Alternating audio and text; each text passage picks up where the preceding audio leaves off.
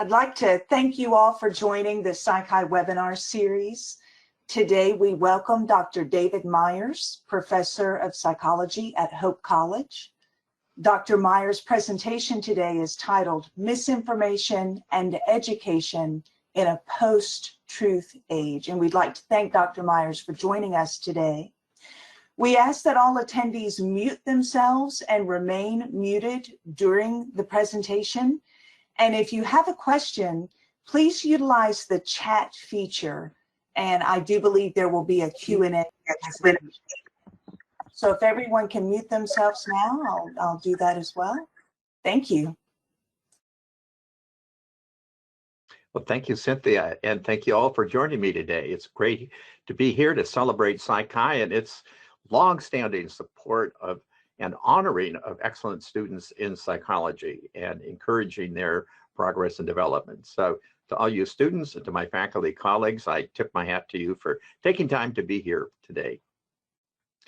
You may recall, if you've seen the movie Apollo 11, that famous line, "Houston, we have a problem." And there are voices today in the United States that are saying, "America, we have a problem." So for example, Anthony Fauci is disturbed by the anti-science elements in our society that have come to the fore during the pandemic. Collins has made fake news the recent word of the year. Oxford Dictionaries has made post-truth the word of the year. That is a situation in which facts are less influential in shaping public opinion than appeals to emotion and personal belief. Time magazine headlined, "Is Truth Dead?" Scott Adams, the creator of the cartoonist, wrote a book on how to persuade in a world where facts don't matter. And "Facts Don't Matter" became the subject of a New Yorker cartoon. I'm sorry, Jeannie, your answer was correct, but Kevin shouted his incorrect answer over yours, so he gets the points. So we have books coming out. Here's one that's going to be out in 3 weeks by Steven Pinker on rationality and why it seems so scarce today, why it matters. And we have bipartisan agreement across the political aisle that Houston, we have a problem. So for example, on the Republican side, we have President Trump's former Secretary of State lamenting that we've become accepting of alternative realities that are no longer grounded in facts, which challenges our whole basis for freedom, or presidential candidate John McCain being alarmed about the growing inability and even unwillingness to separate truth from lies. On the other side of the aisle, President Obama, in his farewell address, lamented a threat to democracy that was growing from a lack of a common baseline of facts, and that underappreciates that science and reason matter, what we in psychology would call critical thinking. Hillary Clinton lamented the United States being in the middle of a war on truth, facts, and reason. These are important matters because democracy depends on an informed public.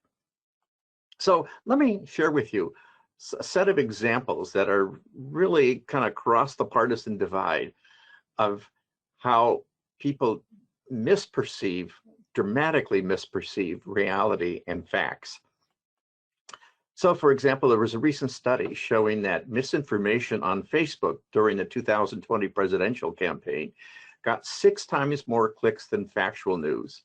Other research has found on Twitter that lies spread much faster around the world than the truth. Looking at the pandemic, we know the facts, and you know the facts, that unvaccinated people are much more likely to contract the virus and much, much more likely, on the order of 30 times more likely than our vaccinated people, to be hospitalized or to die. And yet people's perceptions are the opposite. Would you believe vaccinated folks fret about COVID more than unvaccinated folks do? So just this week, the Surgeon General, for example, said vaccinated people may be overestimating their peril, just as unvaccinated people may underestimate it. Let me show you one of 3 national surveys that illustrate this point. Here's a CBS News poll from not long back showing that the percentage of fully vaccinated people who are concerned about the Delta variant is 72%, while many fewer of the unvaccinated people share that concern. Other national surveys, including one reported just this week by ABC and Washington Post, find exactly the same thing. Or consider this. Is crime in your area, and in the United States as a whole, is there more or less than there was a year ago? Year after year after year, 7 in 10 Americans say there is more crime in the United States than there was a year ago. That's what people said last year. The year before that, they said there was more crime that year than there was the year before that, and so forth on backward in time. Crime is rising, we perceive. And so President Trump, when he took office, said the murder rate is the highest it's been in 47 years. And his attorney general lamented that rising crime is a dangerous permanent trend. And that's shared by people in both parties, both Democrats, blues here, and Republicans, who think there's more crime in the United States than there was a year ago. Here's the facts. This is the reported violent crime rate as aggregated by the FBI from local law enforcement over the last 30 years. This is the property crime rate in the United States over the last 30 years. And we not only have the actual reported crime rate, we have national surveys by the Bureau of Justice Statistics on people's experience of victimization by crime, for both violent crime and property crime. And as you can see, that exactly mirrors what the FBI tells us from local law enforcement. Hey folks, good news. Crime is plummeted over the last 30 years. And yet 7 in 10 Americans think it's increasing. Or what about unemployment? And by the way, my examples here are going to be bipartisan, so I'm going to step on everybody's toes, I think, before I'm done. Bear with me. 2/3 of Trump voters said unemployment increased during the Obama administration. Only 20% thought unemployment had decreased. And here, in fact, is the statistic. President Obama took office here, and there was a continuing increase until throughout his presidency, unemployment dropped. Exactly the opposite of what 2/3 of the opposing party believe. Or what about undeclared immigrants? Are they a threat to the nation, to the United States? When Mexico sends its people, they're bringing drugs, they're bringing crime, they're rapists every day. Sanctuary cities are unleashing vicious predators and bloodthirsty killers. Criminal elements are pouring in. And Americans agree by a 45 to 9% margin that immigrants make crime worse rather than better. Okay, what are the facts? Are immigrants often criminals? The conservative Wall Street Journal calls that idea a myth. The conservative libertarian Cato Institute reports that with few exceptions, immigrants are less crime prone than native-born Americans. Here are data they present on the incarceration rates of people born in the United States, that's the blue bar, and of undocumented immigrants, which have, as you can see, a dramatic lower rate, not higher rate of incarceration. So once again, the world we perceive is dramatically at odds with the real world around us. I've given you some examples from one side of the political spectrum. Let's step to the other side of the political spectrum. Peter Ditto, a psychologist and who's studied bipartisan bias very extensively, notes from all the evidence that partisan bias is virtually equal in both liberals and conservatives. So, for example, take this question. Did inflation rise or fall during the presidency of Republican Ronald Reagan? Only among Democrats, only 8% thought inflation had gotten better, when in fact, what happened to the inflation rate was this. Did inflation go up under Ronald Reagan? No, it went dramatically down. So Democrats were perceiving an opposite world from the factual world that they had recently lived through. Or how many people are gay and lesbian or make over $250,000 a year? Republicans estimate that 32% of Democrats are gay or lesbian, LGBT, when in reality it's 6%. Democrats estimate that 38% of Republicans earn over $250,000 a year, when in reality it's 2%. By the way, about that rate of LGBT identification, Gallup recently reported it's about 6% or a little bit less who have the identification. And yet the average adult estimates that 24% of Americans are gay or lesbian. Again, our perception of reality is radically at odds with the real world around us. Or what percentage of people killed by police officers were African American in the United States? The answer, the Washington Post reports, which accumulates these data one by one, is 25%. That's a horrific number. That's like nearly double the population percentage of Black Americans. But what's perceived based on what's in the news is something much greater. Even conservatives overestimate what that percentage is. Or what about belief in various things about which science has some important information to offer? For example, is eating genetically modified foods safe? Well, yes, say 37% of adults and 88% of members of the American Association for the Advancement of Science, leading science organization. In fact, the New York Times reports the less people know about GMOs, the more opposed to them they are. Ignorance enables opinion. What about climate change? Is it due to human activity?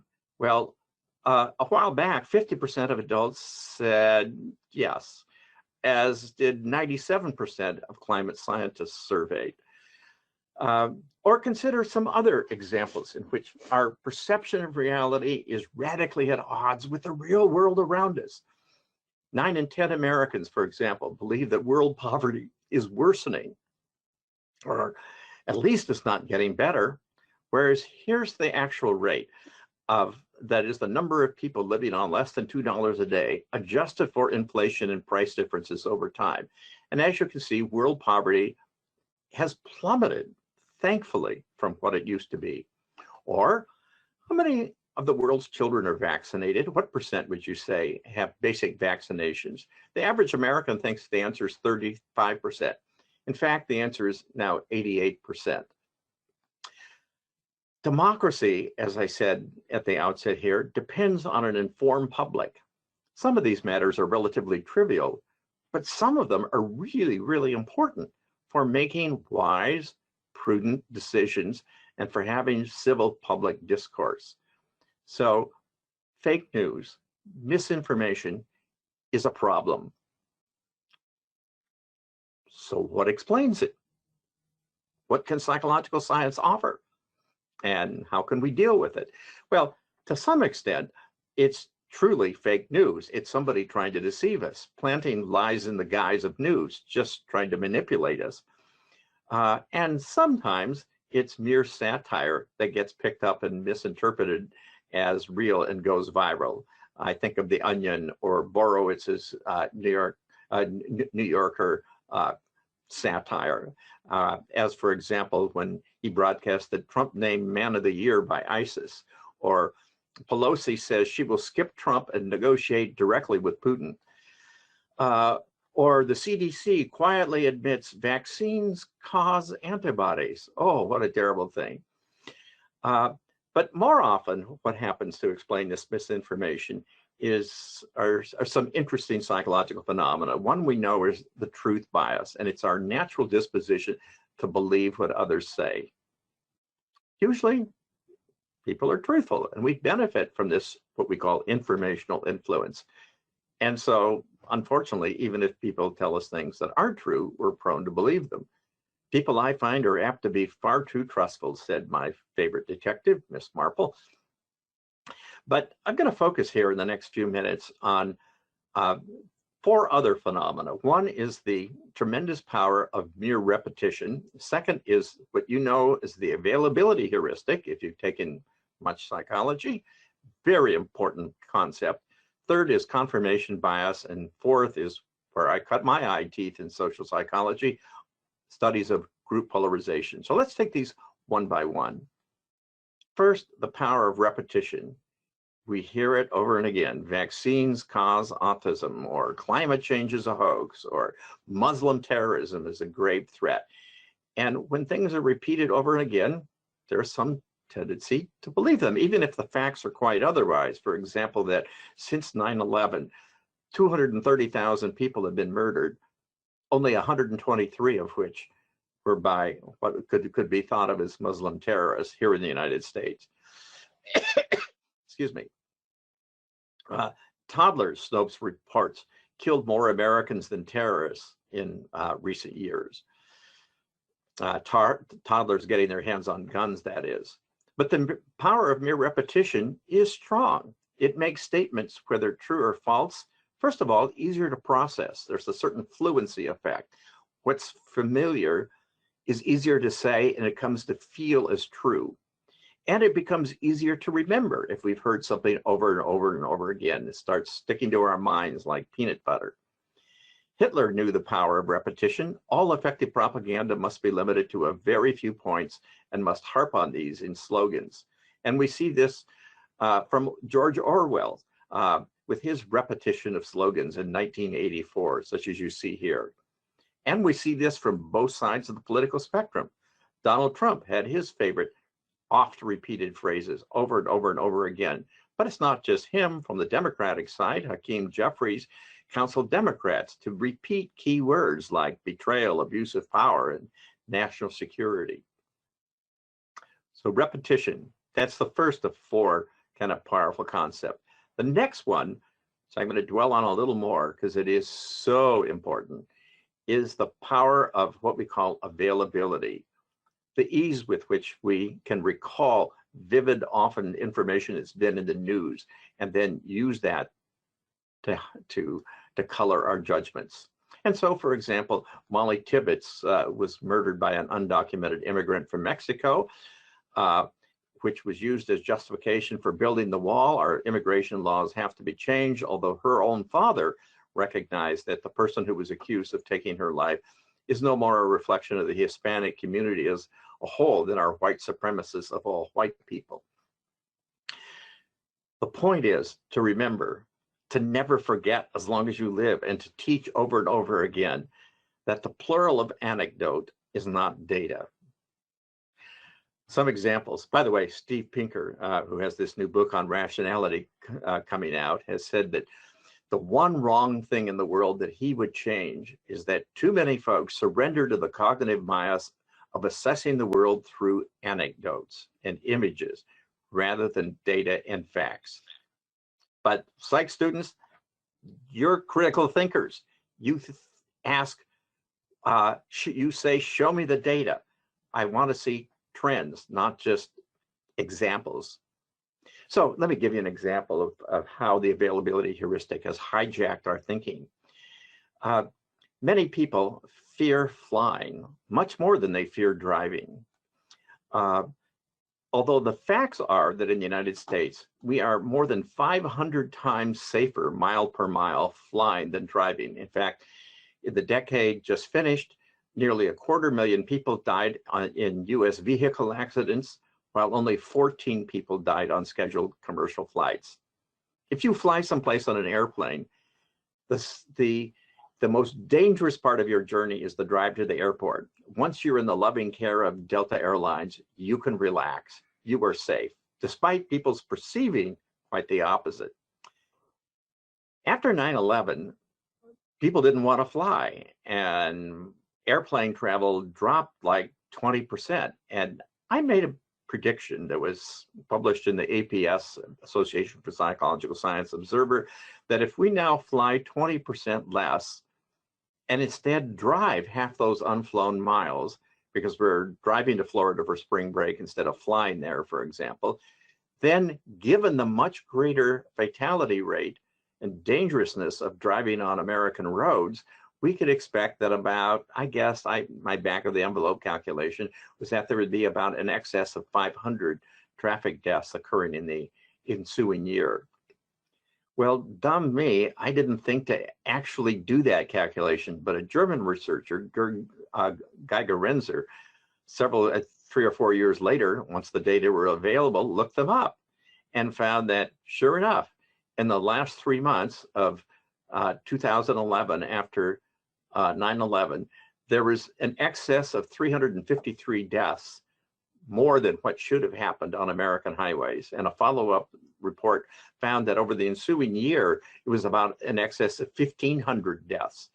I'd guessed 800. I was in the right direction, but it was even a bigger effect than I had anticipated. The terrorists were killing us on America's highways long after 9/11 by scaring us into doing something that was actually more dangerous. So why is it that we so often intuitively fear the wrong things? Well, it's understandable. We fear what our ancestral history has prepared us to fear, like heights in planes or closed spaces. We fear what we can't control. When you're behind the wheel, you feel in control. When you're in seat 37B on an airplane, you have no control. And most importantly, we fear what's readily available in memory. And so if there are images of airplane disasters, that tends to color our judgments of how frequently those things occur, rather than the facts of how often they occur. Our feelings and those images hijack our thinking. Another example would be post Parkland and post the other school shooting incidents, the growing fear that Americans and parents and even school children have of attending school, fearing that they might get shot in school. A majority of US teens fear a shooting could happen at their school, a Pew Research Center national survey found.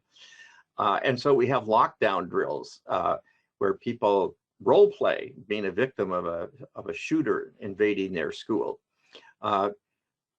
The facts, however, over the last decade, including the horrific things that have happened, for which it's certainly prudent for schools to protect themselves, is that more children have died from lightning strikes during this era than from mass shootings. One Harvard risk expert compares the 1 in 614 million odds of a child's being shot and killed on any given day to all the other mortality risks that child faces, including traveling to and from school or playing sports or guns in the home. All these other things are much more endangering our children than are attending school. Here's the average number killed in school mass shootings every year over the last 20 years, compared to, say, to the number of children killed by guns in suicides or homicides. Just no comparison. So again, let's teach it. The plural of anecdote is not data. Don't let the availability heuristic hijack your thinking. Seek facts, not just to let your mind be controlled by potent and enduring images that's hard to get out of your mind. That is a huge lesson. Okay, more quickly, the last 2 points are first, confirmation bias, which is the tendency, as you all know by now, I suspect, because this is one of psychological science concepts that's made it into the popular consciousness, our tendency to seek confirmation of the things we believe rather than to seek to disconfirm them. If we want to test what we believe, we're more prone to test it by seeking evidence that confirms and supports our views than by seeking evidence that might reject or overturn our views. T.S. Eliot had the idea, we shall not cease from exploration, and the end of all our exploring will be, therefore, to arrive where we started. Because in our explorations, what have we done? We've only sought to confirm what we already believe. To believe is to see.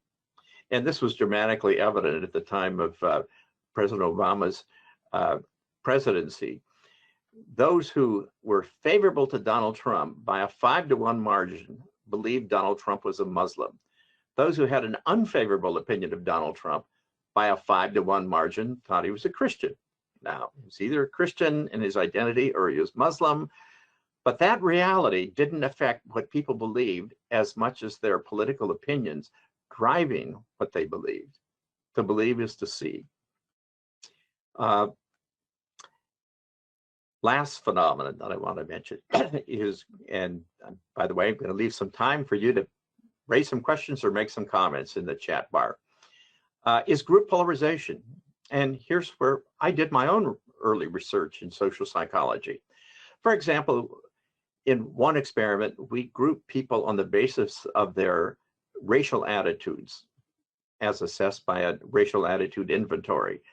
into groups with other folks like themselves. So we had some low prejudice people we put together. We had some people who were relatively high in prejudice, and we put them in small groups of 4 or 5 people. And then we had them discuss some racial situations that were pertinent to their racial difference, to their attitude differences. And we measured their attitudes both before and after the discussion with like-minded others. And as you can see, there was group polarization. The gap between the two communities of people was exacerbated or amplified by their talking only with others who think like they do. That, I would suggest to you, is a fairly good simulation of what happens in the world today, especially with online media that allow us to seek out information sources that agree with and confirm what we already think, while those who think differently are in their own information bubble. And thus, over time, polarization may grow. Blues are talking with, often now increasingly living in neighborhoods with, and certainly online with, and reading and listening to on television, in their cable channels or whatever, people who think like they do. And reds are doing the same thing with not a lot of conversation across those boundaries. And that helps explain why the percentage of Americans who say they hate those in the other party, they wouldn't want a child to marry somebody from the other party, has dramatically increased over the last couple of decades to about half of Americans. That is how toxic our political atmosphere is today. So, to recap, we live in a post-truth world in which often opinions seem to trump facts and images and anecdotes trump data. Why is that? It's partly because of our tendency to believe whatever we're told. It's partly because of the power of repetition. If you could keep your microphones off, whoever has it on, that would be helpful. It's partly a result of the memorability of readily available information that drives our thinking. It's partly the confirmation bias, and certainly group polarization is at work too. I want to close with 3 good news words, however, having given you this story of rampant misinformation and some of the mechanisms that drive it. Here's some good news. One bit of good news is that education works.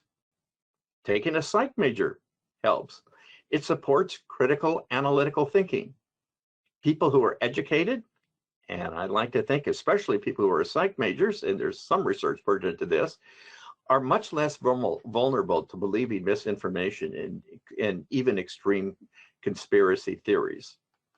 What do we want?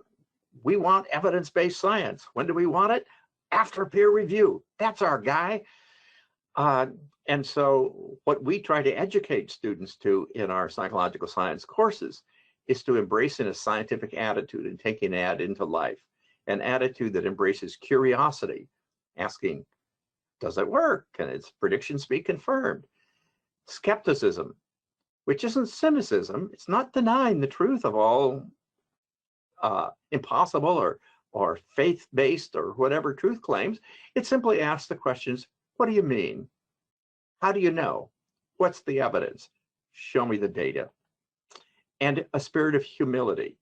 Researchers must be willing to be surprised and follow new ideas. And so, by the way, we have a new generation of research that's been done in psychological science on intellectual humility. Those are the 3 ingredients of a scientific attitude. And we need it. It's more important than ever. Truth and the pursuit of real truth and perception of the real world. By the way, there are some websites that are helping us do this. The Open Mind Project, for example, that John Haidt at New York University, a psychologist, has helped initiate, are engaging people in a learning program that teaches some of the concepts that we've been looking at here today, the last few minutes, and engages them in interactive online modules seeking to train critical, rational minds. So, first encouraging point is that education works. Education really does help. And The more educated people are, the less, for example, they are to believe misinformation about the pandemic before us. Second kind of optimistic point I want to just leave you with comes from some books, including a wonderful little book by Hans Rosling entitled Factfulness, that identifies 10 reasons we're wrong about the world and why things are better than you think.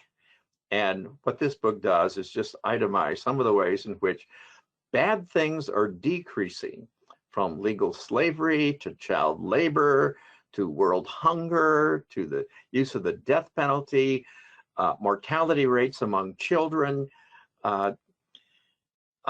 It's just great. So many bad things are going down and so many good things are going up. Girls in school, immunization rates, as we looked at, literacy rates worldwide, agricultural harvest rates of grains harvested per acre.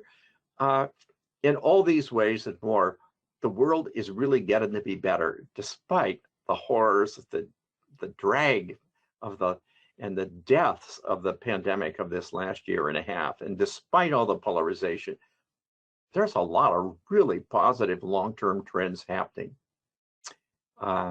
That's a point that Steve Pinker also makes in a couple of his other recent books as well. Finally, I would offer you just this. We've been talking about misinformation and the need for critical thinking, and that's one great gift of psychological science. There's one other that I hope I'm able to convey have been in my teaching and in my writing, and that is to appreciate the wonder of our humanity, to savor the amazing things that make up our being human. I arise in the morning between the desire to save the world by teaching more critical thinking and a desire to savor the world, said E.B. White, and that's what I'm saying with him. Let me give you an example of just one wonder we're experiencing right now. Think about it. Imagine an alien species that could pass thoughts wirelessly from one head to another merely by pulsating aero molecules in the space between them. Well, that's what's happening right now. I'm speaking words into a microphone.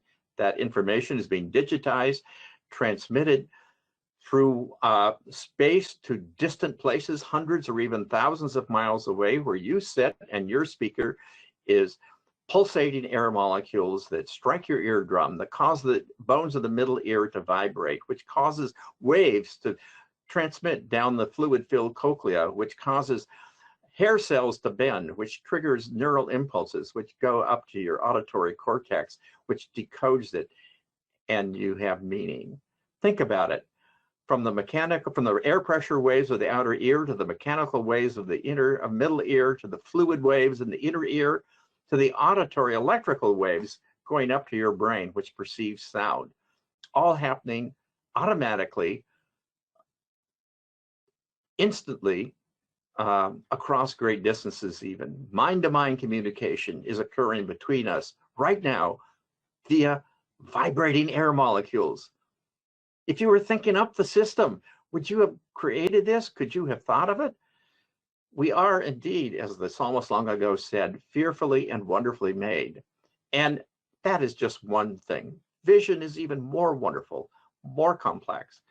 And so there's so much to celebrate, even in an age of misinformation in a post-truth world. So those are my thoughts for you today on the kind of the information crisis we're living with, but also and what lies behind it, what psychological science insights have to contribute to it, and also some good news stories that education into critical thinking matters. And there are long-term good trends that we can celebrate. And there are certainly some great wonders of our humanity that psychological science teaches us. Now, if I can figure out how to turn off my screen, which I can, I'm going to be able to see more of you and be able to take on some of your questions from the chat function. So, Cynthia, you're welcome to chime in with any too, but I'm going to look at some of these questions just to get us started. And I would just take on the first one here, which is a delicate matter. I think it is censorship a problem in a free society? Who decides what is truth, Nancy Pelosi or Donald Trump? I would just say, without pretending any expertise here, that John Haidt, whom I mentioned earlier, has created the Heterodox Academy, which is promoting free speech for people on both progressives who may be assailed by conservatives for teaching supposed critical race theory, which really doesn't exist in our college curriculum, or people on the right who are assaulted for not being woke enough by people on the progressive left. And this movement of academics that people like Steve Pinker and John Haidt are part of are wanting to support free expression in the academy. The idea basically is this: what is the academy? It's a place where I'm invited and you're invited to bring your evidence and your ideas into the public free marketplace of ideas, and to share those, to expose those to other people and their thinking, their evidence, their information, their ideas. And then we have conversation and debate about that. And out of that exchange of ideas in the free marketplace, the free intellectual marketplace, ultimately greater wisdom and insight will grow. That's the idea of a college. That's the idea of a great university. And it depends on freedom of expression, freedom of the ability to be able to freely express one's ideas. Martha asks, says, thank you. And how do you recommend getting people to consider accepting any scientific source? It's exhausting talking with people who think COVID is a hoax. The vaccine doesn't work. Voter fraud was rampant and so forth.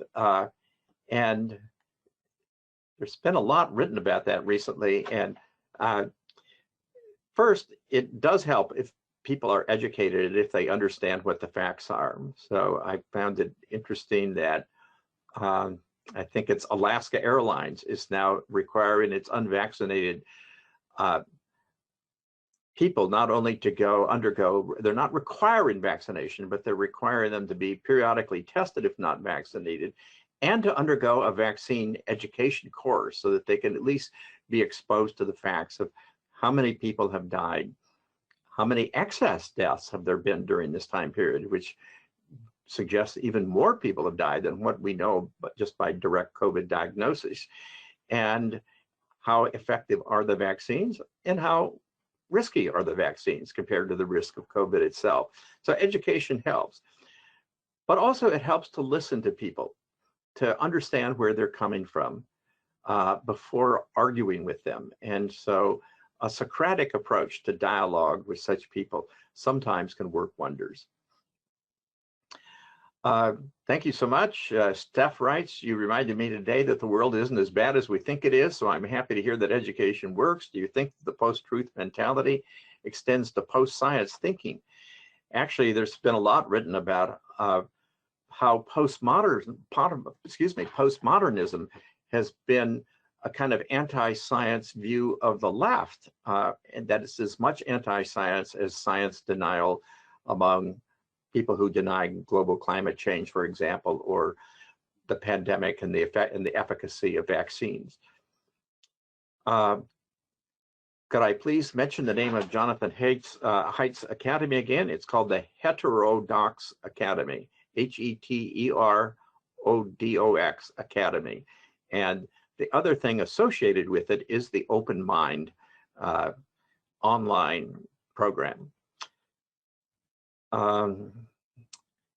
Miranda asks, will this recording be available to access in the future? And Cynthia, you want to answer that question on behalf of PsyChi? Absolutely. We have an LMS that lives on our website, psychi.org. And this and all of our other webinars will be saved in that repository. And if you'd like to leave your email address, I'll be glad to email you and let you know when that is posted. Okay, thank you, Cynthia. I appreciate the positive ending regarding how to think more scientifically, and that things maybe aren't in the long run quite so bad as what we're feeling right now. But it's hard to be empathic when people are stubborn or refuse to learn facts. How do you stay optimistic? First of all, I want to say, I am just appalled by what some people are thinking and by the denial of what seems to be plain facts about how dangerous the pandemic is, for example, and how effective the vaccines are. Not necessarily in presenting, in allowing infection, which may happen, but in preventing severe illness and death. And so when I see the irrationality of people, or where I see the idea that climate change is a hoax, given all the evidence that it's real and it portends great harm to humanity, I have to say, I just want you to know, I shake my head too. And yet I also come from, in my own roots, a conservative culture, have conservative family members who think, as one of my nephews said, pandemic, schmandemic. I mean, he doesn't think there's anything much to it. And yet I know that I don't view these people as bad people or evil people or ill-intentioned, but simply as in a sense, in a different information bubble that hasn't given them access to information that they need and that would be useful to them. So I don't, I'm distressed as you are. Same time, I'm an educator, and I'm more hopeful than some of my colleagues who are utterly dismayed. It's hopeless. There's nothing we can do. I think education does make a difference. And I think psychological science education and critical thinking into some of these triggers of illusory thinking can be very, very helpful.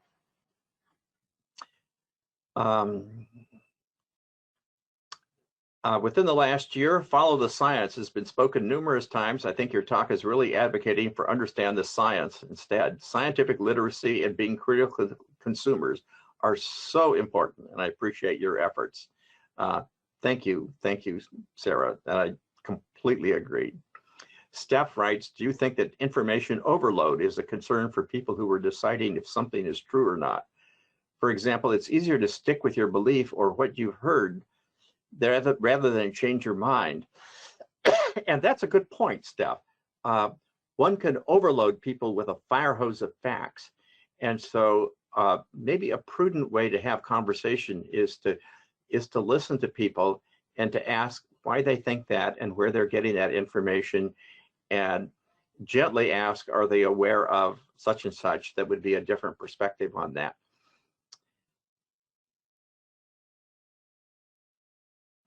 Well, we're nearing the 3/4 hour mark. I spoke fast, and so my remarks were a little faster than maybe I anticipated, but I didn't want to hold you too long. I'm really honored that all of you would show up in the early afternoon if you're out on the West Coast, mid to late afternoon with me here on the East Coast.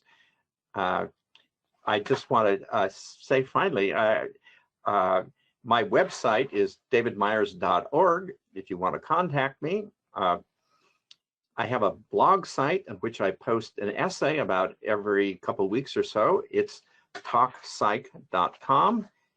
And if you want to reach me on Twitter, it's at David G. Myers. I'll just share that screen again, just to give that information if any of you would like to see it.